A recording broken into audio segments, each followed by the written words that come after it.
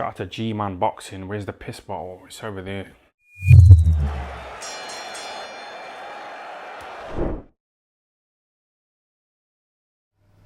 Alright, so these are kind of my final thoughts on Billy Joe Saunders versus Canelo Alvarez. It's more so kind of what's been going on this week. Obviously it's fight week, and we've heard Billy Joe and his dad, really push because they wanted to get a larger size ring. I think the ring is 22 feet. And as far as I'm aware, Billy Joe has never actually fought in a 22-foot ring, ever. But for this fight, that was kind of, they weren't budging until they got that, and obviously they got it in the end. Which on their end, I suppose, is good. It's a bigger space for them to move. Obviously, we know that that's what they're going to do. I'd be very surprised if Billy Joe, after all that, decides to stand and trade with Canelo. I think that will be to his detriment.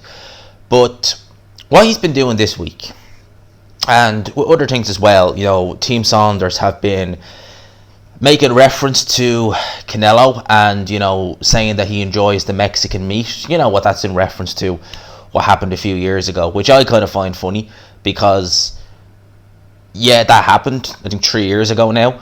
But bear in mind that same year, Billy Joe had his own issue in the lead to Demetrius Andre fight for the nasal spray, which I quite find funny.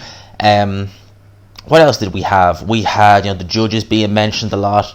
We had, Billy Joe Saunders, just not turning up to press conference. And you saw Canelo you saw that clip where he saw a member of Billy Joe's team, and he said words, the words. I'm not going to say it for YouTube reasons, obviously, but if you haven't seen that video, you know what he said. He said, "You're something," another word for a cat, basically.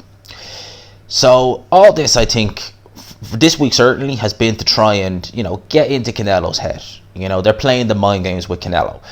The last few opponents that Canelo's fought, Callum Smith, we'll say yielded him, but we can discount that because that was we knew that was going to be.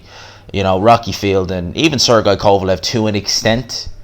I think Sergey Kovalev did try and win that fight, but I think he knew the odds were against him in that fight. And I think he kind of accepted that. We've seen a lot of fighters kind of look at Canelo and just be like, well, we're getting like Callum Smith, for example. You could tell he was more happy to be there, getting the big paycheck and hoping to go to 12 rounds than he was anything else. Whereas Billy Joe Saunders, you get the impression that he really wants to win this fight, that he is going to go in there, he is going to give it his all. Now, I said that from the get-go, that I think that Billy Joe Saunders is going to give this his all. I think this will be a good fight, it will be competitive. I think Billy Joe this week is really trying to play the mind games with Canelo, and I said that it reeks of Fury Klitschko, in a sense of when Tyson Fury was in the run to the Vladimir Klitschko fight. On that day, or at least the day before, there was talk they wouldn't be taking the fight because of the spongy canvas. Now, that canvas was incredibly spongy. I mean, you see the IFL interview with Fury in the changing room after. It's quite disgusting. He shows his foot and how bad kind of cut up it was because of the spongy canvas. Obviously Fury wasn't used to that. Now they were able to get that changed. It was obviously still spongy, but could you imagine how bad it would have been if they hadn't got some of the layers of foam removed? Fury doing the little mind games with Klitschko, that worked on Klitschko. You saw that in the fight. Even though Klitschko was in his comfort zone in Germany, he didn't do anything in that fight until the 12th round. Fury really took him off his game plan, and Fury really got to him mentally. I think really he was beaten when Fury brought up the sauna story, if you remember that. That was a real kind of, that was Fury kind of saying, I've already bested you once outside the ring, I can best you in it. Now, that was what he did against Klitschko. So some people are saying it's kind of similar to what Billy Joe was doing here with Canelo. And yes, there are some similarities, but Tyson Fury did that over a prolonged period. It wasn't like he just done it fight week and he tried to get in Klitschko's head. No, he was doing that, months in advance, prolonging it, really having to go with Klitschko. And what Fury did to Klitschko is similar in a sense to what Billy Joe was doing here. In that, with Klitschko, when he was champion, it was the Klitschko show. If you wanted a title shot, you had to sign, a slave deal almost. Because you essentially would have to fight him in Germany. I think if you win, you get a rematch, but if Klitschko wins, you don't.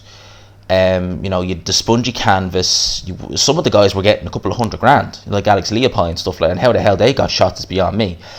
But there was so many things, like Kubrat Pulev, for example. Pulev normally uses rival gloves. In that Klitschko fight, he had to wear a pair of custom-made gloves by Klitschko himself that he didn't like, but he had to do it.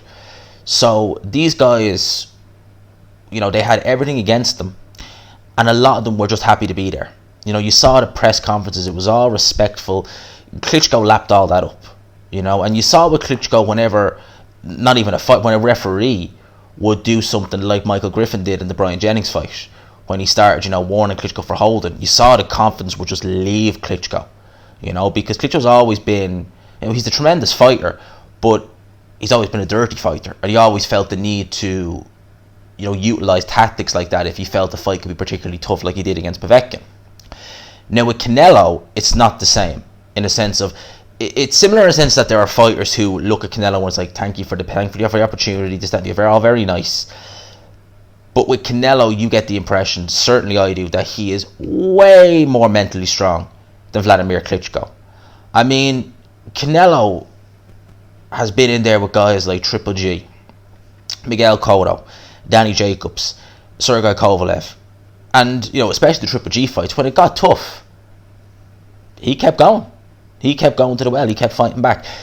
There was never really any shenanigans, you know, in terms of Triple G was never really saying much to him. He wasn't trash talking him. They weren't asking about this, that, and the other. They weren't trying to change things. But Canelo, you just get the impression, like, you look at a young 20-year-old Canelo when he got rocked by Jose Cotto. Although he didn't look good in that fight, you could see in that fight that this was a very calm individual. Because when he got hurt in that first round, he was hurt bad, how calm he was. You know, you could see that Canelo, even though he was hurt, he was rocked, he had things under control. And that's just snowballed over the years. So with Canelo, it's very different to Klitschko. And I actually think that this, seriously, may come back to bite Billy Joe. I think that doing this against Canelo may, if Canelo didn't already have a fire in him, which he always does, as I said, he's a consummate professional, it may want him to go for the jugular more. I see a lot of people now are saying they think Billy Joe might actually get stopped in this fight, and I'm starting to think that as well. Because I just think that with Canelo was in the peak of his career. He's a very mentally strong character from what I've seen anyway, certainly. And I just don't think that this is the right... I think that you need to unsettle him a bit, but I think you'd need to do it over a prolonged period of time. I think that just doing kind of things like this during fight week, I don't think that's really going to do much. And if anything, it's probably going to piss the guy off. And, you know, some people say when they are angry, they fight recklessly. I don't know. I think Canelo will be just fighting with a chip on his shoulder, but I think he'll be composed the whole way through. So this might actually come back to bite Billy Joe. I've seen a few people say that, you know, they're not happy with what Billy Joe has done, you know, in the lead up, you know, the, you know, shenanigans with this, that, and the other, you know, the interview he gave to a reporter over there. I know I had Hannah Bagley on here, and she was saying something similar just a few hours ago.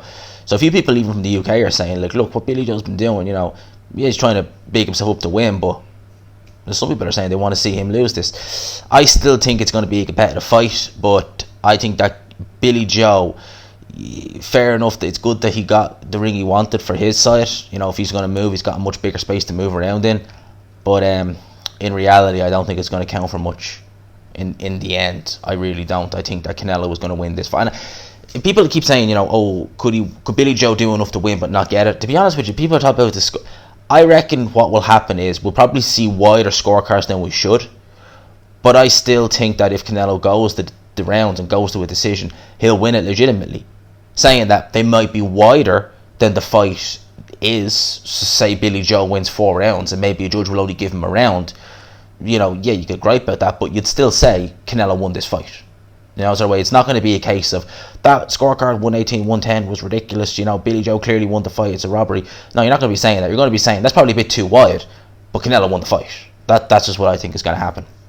So I want to just kind of leave it here until fight night. You know, I'm looking forward to this. I don't want to rinse the Billy Joe Canelo videos, but there's been so much going on this week that it's just been a topic that we can talk about. I probably will do a live stream this evening, although it's Thursday night now where I'm recording this. I'll probably do a live stream tonight, Friday night, and go over a few little final thoughts on it before we get here, before we get to this fight. Like I said, it's intriguing to me. We're getting the fight. I'm looking forward to it. I still think Canelo's going to win. In terms of what Billy Joe's been doing from, you know, some people would say playing the mind games, I think if you were going to do that, you should really have done it from the get-go.